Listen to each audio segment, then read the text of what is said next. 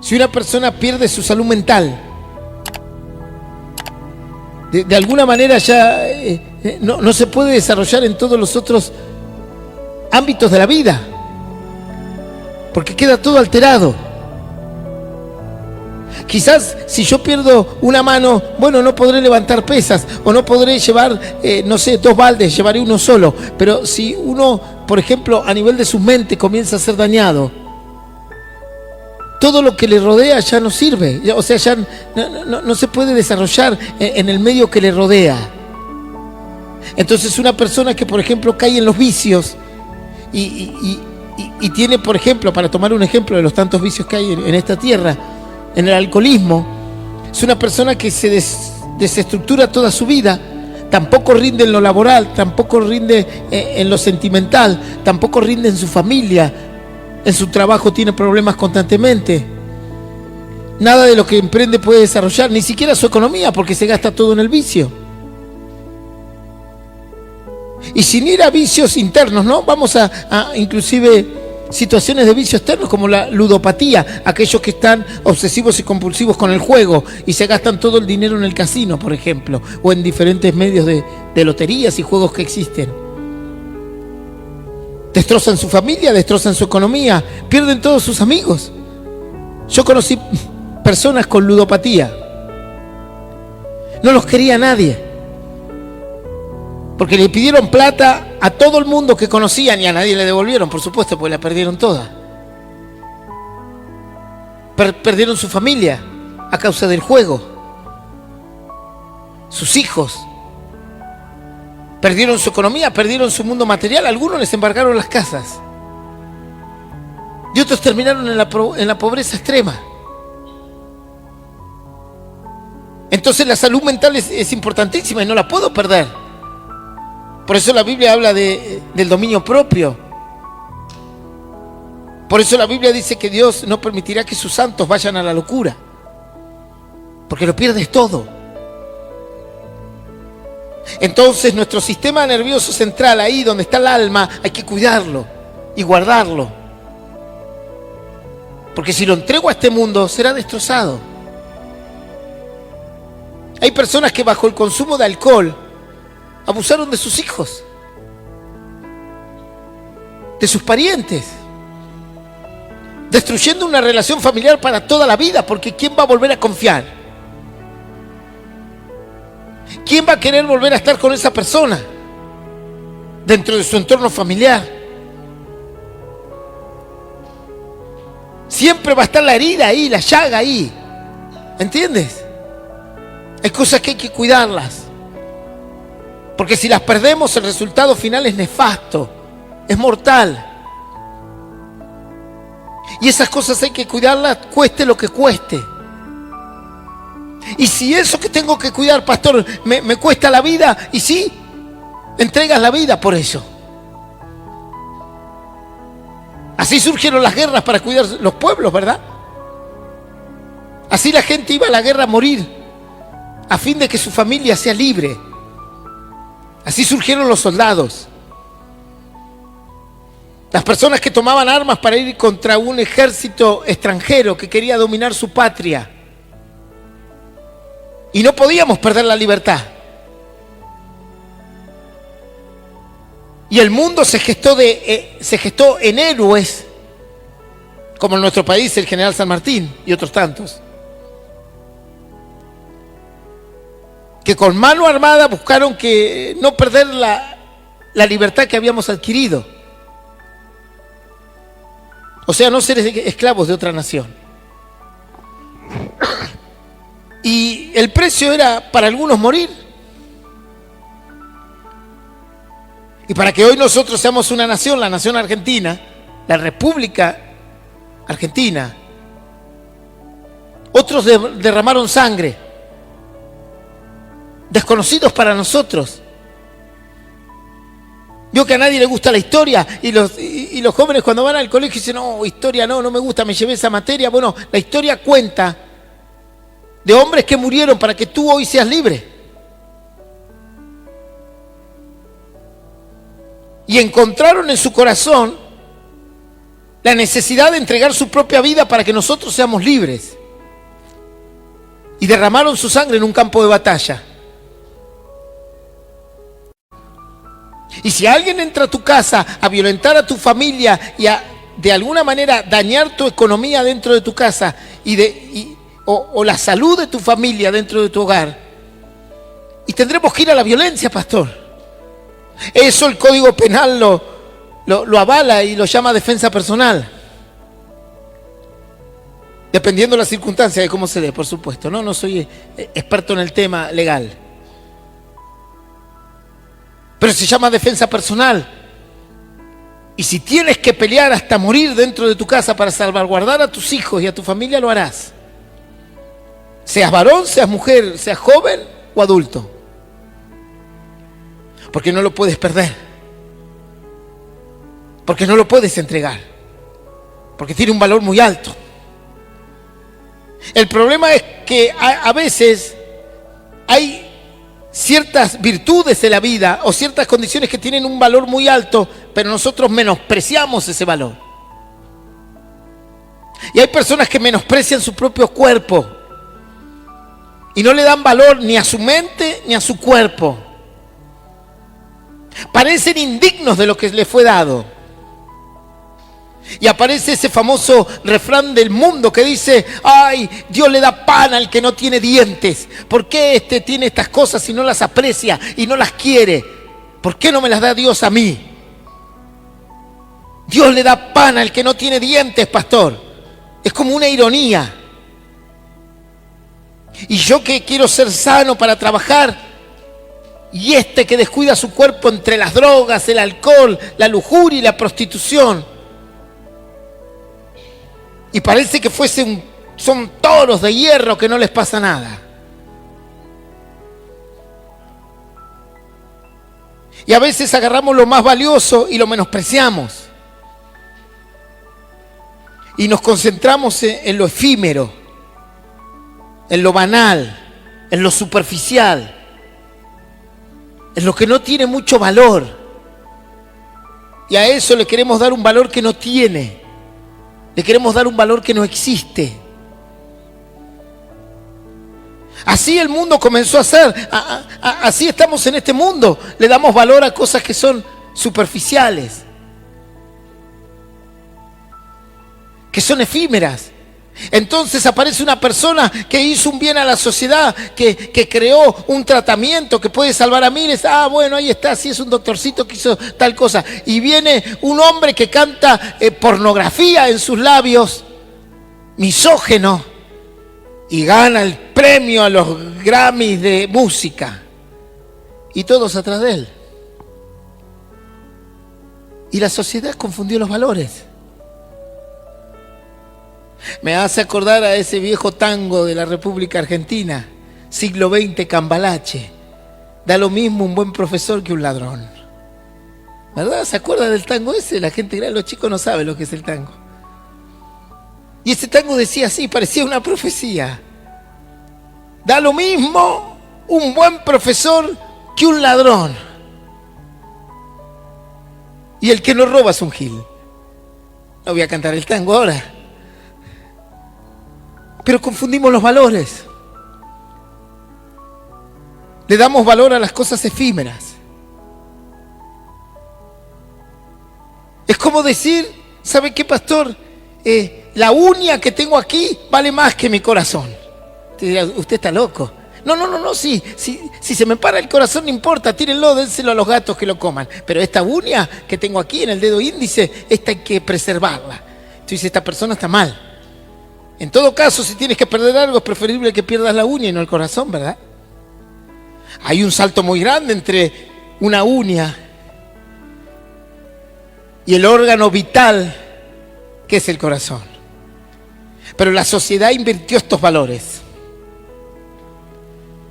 Y lamentablemente los cristianos también.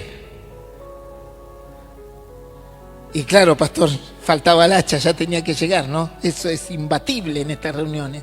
Tiene que venir la espada de Sandokan, si no, el cristiano también. Cambió todos sus valores. Preocupados por lo efímero, por lo banal, por lo superficial. como diría mi abuela, preocupado por tonteras. Dice la Biblia que había 4 jóvenes. Sus nombres finales son Sadrac, Mesac, Abednego y el Daniel. Y dice que lamentablemente estos jóvenes tuvieron que sufrir la invasión de un imperio sobre su nación. Y a pesar de que su nación resistió este imperio, resistió esta nación que los venía a dominar, no lo lograron. Y dice que el pueblo fue tomado como esclavo. Pero esta nación agarró a todo el pueblo y comenzó a clasificarlo según sus cualidades y virtudes. Y cuando veían a una persona con cualidades y virtudes, la tomaban y se la llevaban a la capital de ese imperio. Porque este imperio, que es el babilónico, consideraba que las personas que tenían ciertas cuestiones intelectuales y ciertas cuestiones de habilidades, ya sean los números, en la capacidad de aprender o de actuar, les era útil para que el imperio tenga mayor expansión. Entonces se los llevaban a la capital. Los que eran medianamente, que no tenían grandes virtudes, pero podían ser útiles, los ponían alrededor del imperio, o sea, en los lugares aledaños. ¿Sí? Es como decir, bueno, los más capacitados venían aquí a la ciudad. Los medianamente capacitados los dejamos allí en la zona del campo, pero alrededor de la ciudad. Y el imperio, cuando veía a la gente muy pobre o con pocas capacidades, los dejaba en la ciudad que había sido tomada y destruida. Por eso la Biblia tiene profetas en los 3 lados. Y aparece Jeremías, aparece Daniel, aparece Ezequías. Y uno vivía, por ejemplo, Jeremías estaba en Judá, o sea, el lugar que había sido destruido y conquistado. Ezequías estaba alrededor de la ciudad. Y Daniel estaba adentro, en el centro de la ciudad, junto con sus amigos, Sadrac, Mesac y Abednego. Estos 4 ahí. Y digamos que ante la adversidad que habían sufrido, algunos tenían más beneficios que otros. Claro, si mañana viene una invasión y me dicen a mí, bueno, como usted es doctor, váyase al hospital y va a ser guardia ahí. Y usted, como no tiene ninguna profesión, váyase a cavar a una mina de carbón. Claro, uno es más beneficiado que el otro, ¿verdad? Y bueno, en estos 4 jóvenes vieron ciertas virtudes y los pusieron al lado de todo lo que es la corte real. Pero eso tenía su beneficio y su riesgo a la vez. Porque si bien tenía el beneficio que iban a comer bien, que iban a vivir bien, que iban a estar no bajo la intemperie, también tenía el riesgo de perder su fe y de tener que negociar su fe por las cuestiones de ese mundo. Porque a veces uno ocupa ciertos lugares donde tiene que, de alguna manera, estar muy firme en su fe para no negociarla y no perderla. Y estos 3 jóvenes estaban en un lugar complejo. Y alguno diría, les era quizás conveniente quedarse en el medio del campo con su fe, que nadie los moleste, pero estaban en un lugar en donde las tentaciones y en donde las ofertas al pecado y a entregar su fe eran muy grandes. Estaban en un lugar peligroso. Porque ciertamente se les ofrecía todo. Porque el rey de Babilonia, Nabucodonosor, les había ofrecido todo a fin de que ellos se formen y les sean útiles en el Estado.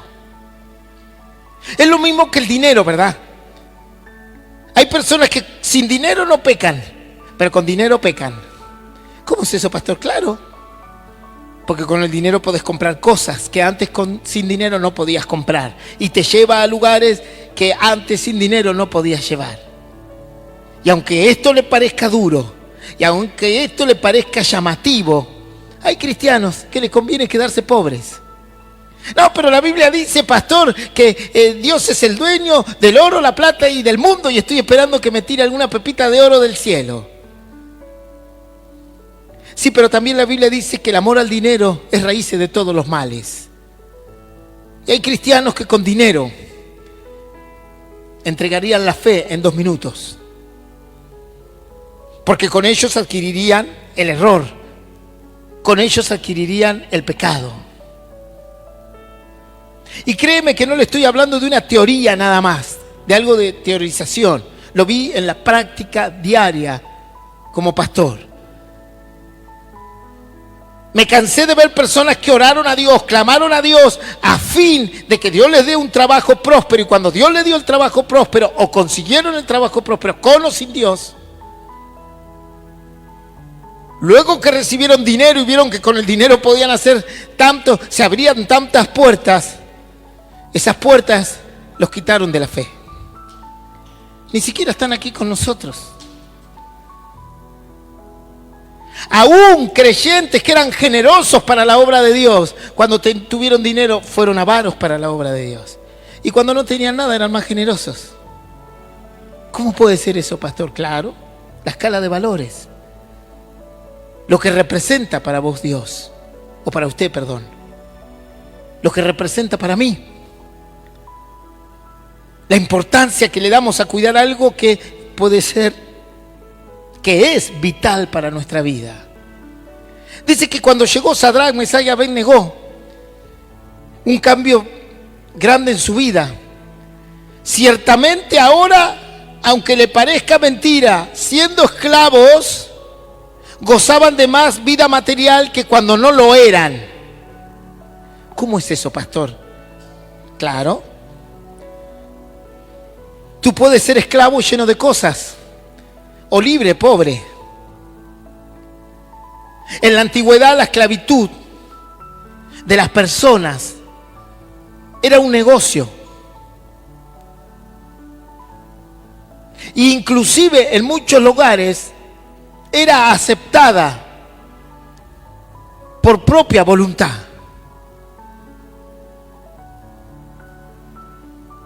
Dice la Biblia que cuando el pueblo de Israel salió libre, muchos esclavos egipcios quisieron irse como esclavos del pueblo de Israel. Podrían haber sido a cualquier lado, pero dijeron, ¿dónde vamos a ir? En el medio del desierto vamos a morir. Esta es una nación que Dios la acompaña. Hay muchas personas que vivieron de la esclavitud como un trabajo y nacieron sus hijos en esa condición.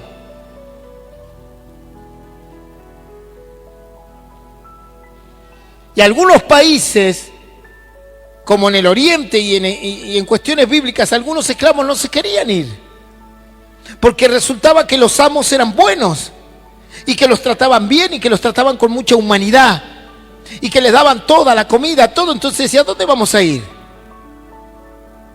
¿Me quedo en la casa del millonario viviendo en una linda habitación y comiendo bien y pudiendo avanzar y prosperar? ¿O me voy a vivir solo en una aldea pobre para morirme de hambre y mendigar? ¿Tú qué harías? Y yo no lo dudo, pastor, me quedo como esclavo. Y obvio. Si mañana viene un jeque árabe y me dice, doctor Camus, quiero esclavizarlo. Ah, eso sí, va a tener una mansión ahí en Dubái, maneje su horario, quiero que sea mi médico como esclavo. Ay, nomás, ¿dónde están las esposas, señor? ¿Verdad? Y le voy a dar una Ferrari. Claro, era tentador. En algunos lugares ser esclavo era tentador, porque las ofertas eran grandes. Y cuando Sadrac, Mesach y Abed-Negó y Daniel llegaron a Babilonia, no los pusieron en una cárcel. No los pusieron a limpiar pisos, ni a construir edificios. Dijeron, ustedes van a ser de la corte real. ¿Qué era la corte real? Van a ser como los destacados del gobierno. Ellos podían caminar por toda la capital de Babilonia, por Susa, por todos lados. Ellos podían ir, venir, volver, no, y podían comer, podían hacer. Pastor, yo quiero esa esclavitud. Por eso la Biblia habla de esclavos que no se querían ir. Los siervos que tenían Abraham querían vivir con Abraham, porque los trataba bárbaro, los trataba bien. No había necesidad de irse. Por eso la Biblia dice que aquellos creyentes que tenían amos, que le decían respeten a sus amos. Y acuérdense de la historia del soldado, del centurión que tenía un siervo que era un esclavo, pero le ponían la palabra siervo, dormía en casa adentro. Y que cuando se enfermó, lo quería tanto a su siervo, que se fue a buscar a Jesús para pedirle que lo sane. Claro, ¿quién se va a querer ir de ese lugar? Entonces aquí es donde esta historia toma mucho valor en cuestión de no negociar nuestra fe.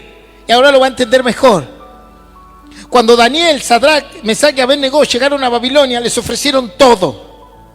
Es más, les ofrecieron una vida mejor que la que tenían cuando eran considerablemente libres.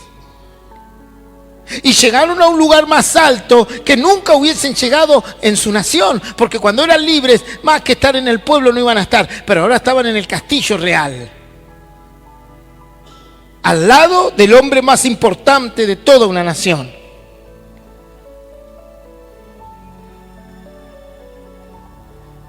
Vieron que los jóvenes quieren ser libres, y los jóvenes dicen queremos ser libres.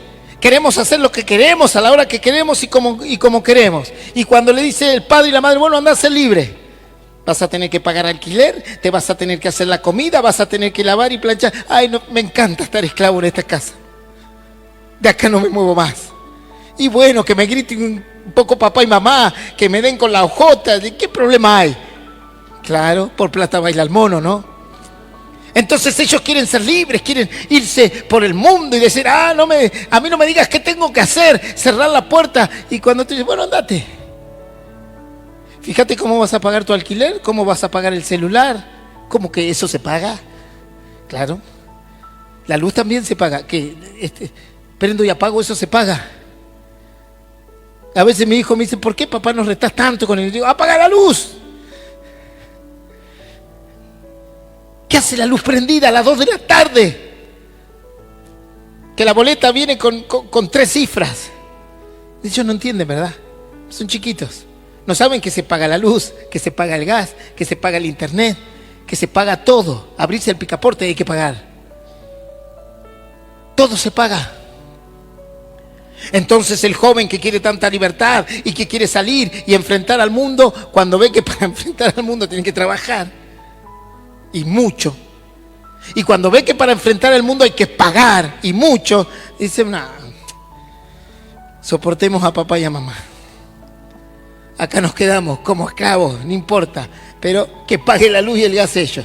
Y la comida. Y cuando ven que tienen que cocinar y que aparte hay que lavar y hay que planchar, no, listo. El negocio es quedarse con papá y mamá, pastor. Pues tengo 45 años. Hola mamá y papá.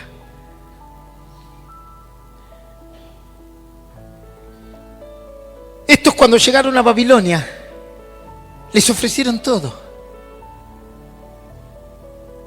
Pero dentro de las ofertas también estaba perder su fe. Dentro de la oferta también estaba comer la comida del rey. Y dentro de la oferta estaba cambiar su estilo de creencia, sus principios. Y hay quienes que por dinero, y hay quienes que por estatus, y hay quienes por alguna cuestión de esta tierra cambian sus principios y cambian su fe y la entregan y la pierden, como Judas cambió su fe por unas monedas de plata. Dice la Biblia que había un profeta muy poderoso en el Antiguo Testamento llamado Balaam, y que Dios lo usaba grandemente. Y era considerado por el mundo regional de ahí que tenía una palabra de Dios muy poderosa. Sin embargo, dice que aparecieron unos reyes y le ofrecieron mucho dinero, plata y oro, vestidos, ropas, estatus. Y que cuando él evaluó entre lo que Dios le había dado y lo que le ofrecían, cuenta la Escritura que vendió su fe. Se le dice el profeta mercenario, porque se vendió al mejor postor. Es como un soldado mercenario. Los soldados mercenarios no pelean por la libertad de un pueblo, pelean por el sueldo que le dan. Entonces mañana te dicen, hay una guerra aquí, allá, no sé, Afganistán con, no sé, Egipto. Y el mercenario dice, ¿cuánto pagan por esta guerra? Tanto, bueno, yo me anoto. Y se pone la bandera que sea, porque lo hace por dinero. Lo hace por simplemente algo material, un beneficio. No lo hace por la libertad. No le interesan los principios de los pueblos que están peleando y qué libertad buscan ellos. El soldado mercenario lo hace por dinero. Y en algunos casos, y muchos también, lo hacen por una lujuria de su corazón, el de ver la sangre o matar. Como si fuese un animal de presa que necesita saciar viendo la muerte de otro. Ahora, dice que cuando Balaam le ofrecen todo este dinero y todo esto, vende su fe. Cambia su fe. Y deja de predicar el Dios que le había dado todas esas señales y se transforma en un profeta mercenario. Su resultado final lo puedes leer en el libro de los Jueces. Termina sin Dios, con un corazón destrozado, porque entregó lo más valioso. Ahora, Sadrac, Mesac, Abednego y Daniel tenían que pelear por sostener la fe. Y no iba a ser sencillo. Porque en este mundo va a aparecerte millones de ofertas para que abandones la fe. Y a veces las ofertas no son dinero, ni estatus. Ni siquiera a veces esas ofertas pasan por la lujuria o las satisfacciones de los deseos carnales de este mundo. A veces esas ofertas son la incredulidad, el ser un agnóstico, el querer decir, bueno, me tengo que de alguna manera emparentar con todo el pensamiento de la humanidad. Y tendrás que pelear contra eso. Tendrás que pelear contra la apostasía, contra la lujuria, contra tantas cosas. ¿Por qué crees que el diablo en el desierto le ofreció a Jesús el mundo y sus deseos? ¿Por qué crees que el diablo consideró que ofrecerle a Jesús el mundo, porque dice que siendo tentado Jesús en el desierto, tenía hambre porque había ayunado 40 días y 40 noches, sin comer y sin beber, y dice que le dijo que transforme la piedra en pan, y el Señor le dijo, no tentarás al Señor tu Dios, no solo de pan vivirá el hombre, perdón. Y luego le dijo que se tire de un pináculo porque Dios lo iba a cuidar. Lo estaba tentando en el área de la soberbia de la fe. Pero la última tentación fue muy característica. Y dice que Satanás le dijo a Jesús, si te arrodillas ante mí, yo te ofrezco el mundo. Te ofrezco todo lo que el mundo te puede dar. Dinero, fama, placer, poder. Lo que el mundo busca, ¿verdad? Poder, dinero, fama, estatus, reconocimiento. Te lo voy a dar todo. Vas a ser la persona más famosa de la tierra. La gente te va a adorar. Hagas lo que hagas, te van a adorar igual. Vio que en este mundo nosotros tenemos ídolos, como los ídolos deportivos, que pueden ser violadores, abusadores, maltratadores, viciosos, pero son dioses en la tierra. Así eran los gladiadores para los romanos, asesinos, pero eran como dioses. Y el diablo le ofreció todo a Jesús. A eso sí, tenés que entregar tu fe. Y en vez de adorar a Dios, me tenés que adorar a mí. Pastor, si supiera yo por cuán pocas cosas entregué mi fe. Porque hay gente que entregó su fe por pequeñeces, ni siquiera de valores que le duren en este mundo. Dice que Sadrac, Abednego y Daniel y todos ellos, el rey les dijo, bueno, perfecto, ustedes van a estar aquí, van a gozar de la corte real, de los beneficios de estar al lado del poder, pero van a comer mi comida. Y luego dice que Nabucodonosor construyó una gran estatua y dijo, y me van a adorar a mí. ¿Sabes qué? Esa estatua, esa imagen, representa las cuestiones de esta tierra. Hay gente que se arrodilla ante este mundo. Hay gente que se arrodilla ante los políticos, por ejemplo. Corrompen su fe en políticos corrompidos, que están corruptos. Corrompen sus principios. Imagínate, y voy a ser claro y muy directo en esto. Aquí en nuestra provincia, un supuesto sacerdote se postuló para político y se postuló en una rama política que es la que trajo el aborto, el homicidio y la homosexualidad en la República Argentina. Ya ni siquiera homosexualidad, todo el caos del género que hay. Que mañana viene uno y me dice, pastor, yo me identifico como un gato, un perro, qué sé yo. Cuánta locura hay en esta tierra. Y bueno, si tú te identificas como un caballo, haremos establos para que estés ahí. Ningún problema, buscaremos alfalfa y comer alfalfa. Eso se le da al caballo, ¿no?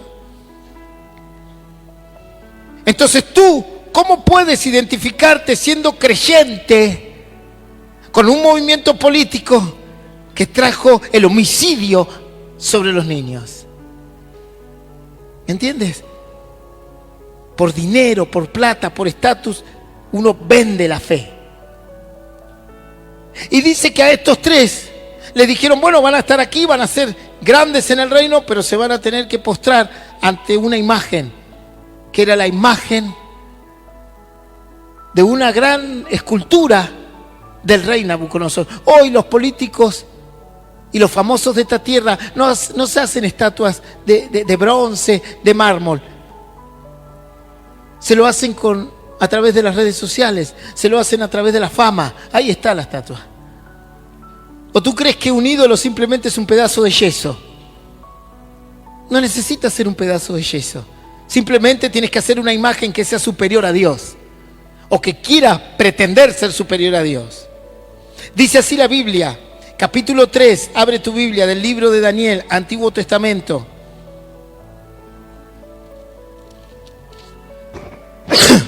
Página, 1016 de mi Biblia.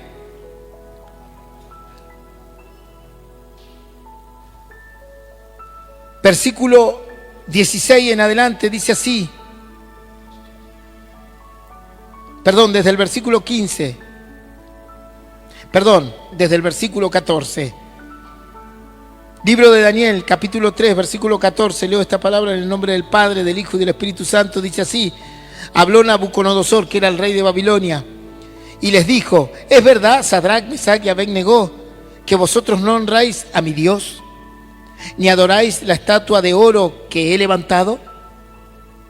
Ahora pues, ¿estáis dispuestos para que al oír el son de la bocina, de la flauta, del tamboril, del arpa, del salterio, de la zampoña y de todo instrumento de música, os postréis y adoréis la estatua que he hecho? Porque si no la adoráis, en la misma hora seréis echados en el medio del horno de fuego ardiendo. ¿Y qué Dios será aquel que os libre de mi mano? Sadrac, Mesach y Abed-Negó respondieron al rey Nabucodonosor diciendo, no es necesario que te respondamos sobre este asunto. He aquí nuestro Dios a quien servimos puede librarnos del horno del fuego ardiendo, y de tu mano, oh rey, nos librará. Y si no, sepas, oh rey, que no serviremos a tus dioses, ni tampoco adoraremos la estatua que has levantado. Entonces Nabucodonosor se llenó de ira y se mudó el aspecto de su rostro contra Sadrac, Mesach y Abed-Negó, y ordenó que el horno se calentara 7 veces más de lo acostumbrado. Y mandó a hombres muy vigorosos que tenía en su ejército que atasen a Sadrac, Mesach y Abed-Negó para echarlos en el horno de fuego ardiendo. Entonces estos varones fueron atados con sus mantos, sus calzas, sus turbantes y sus vestidos, y fueron echados dentro del horno de fuego ardiendo. Y como la orden del rey era apremiante, y lo habían calentado mucho, la llama de fuego mató a aquellos que habían alzado a Sadrach, Mesach y Abed-Negó. Y estos tres varones, Sadrach, Mesach y Abed-Negó, cayeron atados dentro del horno de fuego ardiendo. Entonces el rey Nabucodonosor se espantó y se levantó apresuradamente y dijo a los de su consejo: ¿no echaron a tres varones atados dentro del fuego? Y ellos respondieron al rey: es verdad, oh rey. Y él dijo: he aquí, yo veo 4 varones sueltos. Esto es palabra de Dios y le damos un fuerte aplauso al Señor. Amén.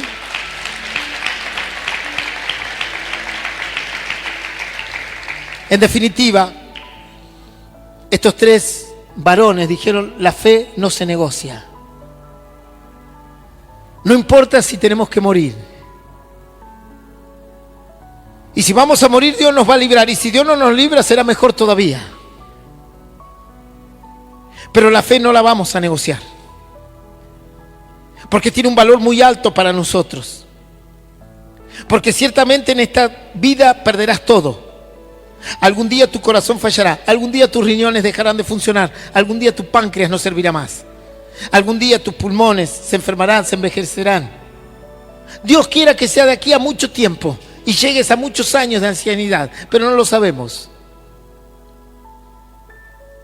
Y algún día perderás tu cuerpo, algún día tu economía va a variar y la tendrás que entregar y la perderás también, porque nada te puede llevar. Algún día perderás quien esté al lado tuyo. Y quizás la pierdas antes porque te abandonó o te dejó. Algún día tus hijos te dejarán, ya sea porque se casen y se vayan, o ya sea porque sean insensibles y no te tengan en cuenta. Por eso existen tantos geriátricos y gente ahí puesta por sus propios hijos. De alguna manera todo en esta tierra se va y se pierde. Y algún día lo que era muy importante para ti ahora es efímero. Y antes tener un auto, pastor, 0 kilómetros de alta gama era hermoso porque era joven y lo presumía. Pero ahora, ¿qué voy a tener, pastor? No tengo ni reflejo, si salgo mato a 5 o 6. Porque ahora cuando tienes cierta edad no te dan el carnet tan rápido, ¿no? Tienes que estar renovándolo cada 6 meses. Porque te consideran que ya estás anciana o anciano y podés hacer un desastre con un auto. Entonces ya el auto ya no tiene valor. ¿Sabes con cuántos padres hablé que estuvieron 20, 30, 40 años construyendo una casa? Un día mi mamá se paró en el medio de la casa que había hecho con mi papá había fallecido cuando yo tenía 18 años. Y mi mamá vio la casa que era grande. Y todos sus hijos, incluido yo, nos habíamos ido. Cada uno haciendo su vida. Una de mis hermanas casada en La Plata. Yo me fui a estudiar medicina allí a La Plata. Y luego que me recibí quedé ejerciendo allí. Mi hermano se había ido por una cuestión de salud con su hija a Buenos Aires y luego se fue a otra ciudad llamada Junín.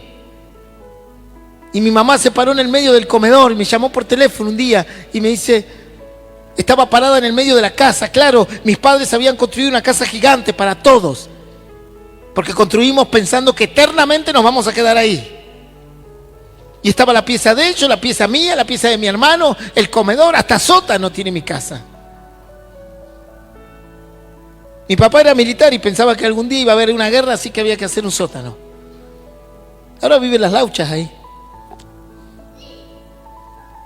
Están felices ahí. Y me dijo mi mamá, ¿sabes qué? Voy a agarrar mis bolsos y me voy con vos a Buenos Aires, porque esto es un panteón. ¿Cómo que es un panteón? Y entendí lo que dijo. Comprendí con toda lucidez lo que mi madre estaba diciendo. La casa de sus sueños, la casa de tanto esfuerzo, ya no tenía ningún valor. Era como un lindo panteón. ¿Sabe usted qué es un panteón? Levante la mano el que sabe lo que es un panteón. Son esos hermosos lugares donde hay muertos. Que la gente indigente pasa y dice, ¿por qué no me ponen a mí y lo sacan al muerto? Sí, está muerto ya. Y esto para mí podría ser un monoambiente. Pero la gente hace para la eternidad, entonces crean un panteón como el que tiene acá el expresidente. Que todo el mundo quiere entrar, dice, ahí hay de todo, pastor, hay dólares, todo. Quieren hacer boquetes y entrar a ver si encuentran algo. Y la gente es así, enloquece. Y mi madre dijo, esto ya no tiene valor para mí, estoy sola. Y la casa de tanto esfuerzo que fue hasta hipotecada y luego saldada en el banco hipotecario, ahora para ella, el hogar que tuvo a sus hijos, que representó el esfuerzo de un matrimonio, pasó a ser un panteón. Y yo dije en mi corazón, porque aprendí, gracias a Dios, a entender lo que otros enseñan. Y si hay algo que me quedó de la gente adulta, es poder entender sus experiencias y sus vivencias. Y cuando yo la escuché a mi mamá decir eso, dije, yo no voy a cometer el mismo error. No es que no voy a tener una casa, pero no voy a hacer un panteón. Porque entendí que lo más importante no estaba ahí. Que eso estaba y a veces no estaba. Que lo que parecía muy importante en determinado momento de la vida, ya luego no es tan importante. Es como cuando tú te casas y dices, es el amor de mi vida. Y a los 10 años, ¿quién es? La bruja. ¿Y él quién es? Él es, pastor, es el príncipe azul. Mírelo. Es feo, pero ella lo ve como si fuese, no sé, un actor de televisión. Y a los 15 años le dice, ¿dónde está tu esposo? ¿El zángano ese? Debe estar ahí tomando con los amigos. Ese, ¿verdad? Y las cosas van cambiando de valor. Pero ahí hay algo que no cambia de valor. Y hay algo que no se negocia. Y hay algo que no se pierde. Y es la fe en Jesucristo. Porque si pierdes eso, pierdes la vida por la eternidad. Y estos varones lo sabían.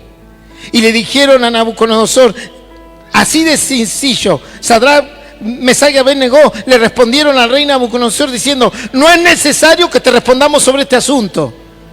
La fe no la vamos a dar. Y no me voy a arrodillar ante ti, ni ante tu dinero, ni ante tu comida, ni ante tu plata, ni ante tu poder, ni tu estatus, ni lo que me puedas ofrecer.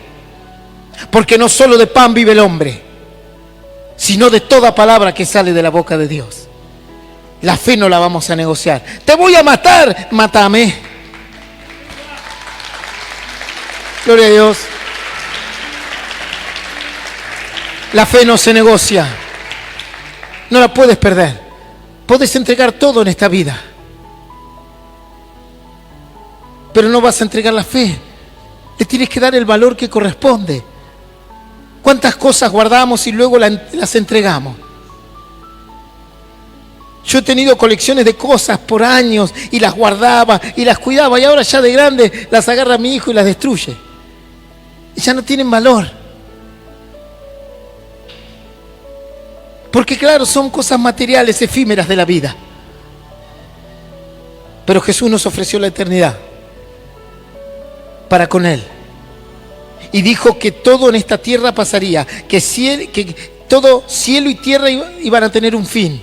Pero este libro de la ley, ni una jota ni una tilde tendría final. Sería eterno aquí en esta tierra y más allá. Lo único que te puede llevar a la tumba y salir de esa tumba y llevártelo contigo es la fe en nuestro Señor Jesucristo. Camino, verdad y vida. Y como dice la Biblia, nadie llega al Padre si no es por Él. Es lo único que te puede llevar.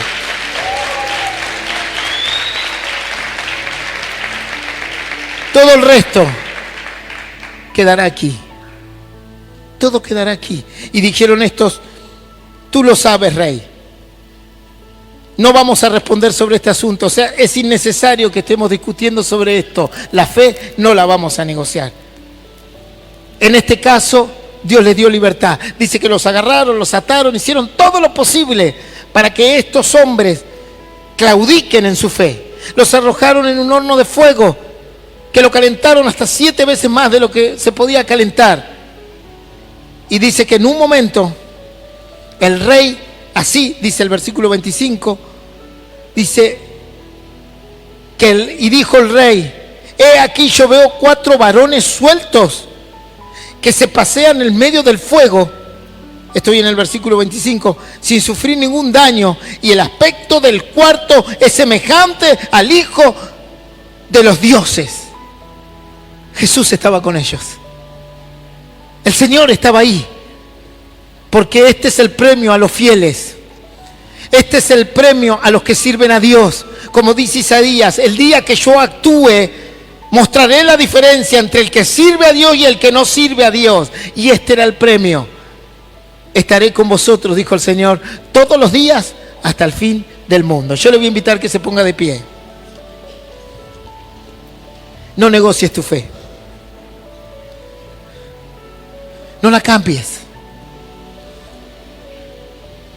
Porque el amor de Dios en tu corazón y la fe en Jesús son ríos de agua viva.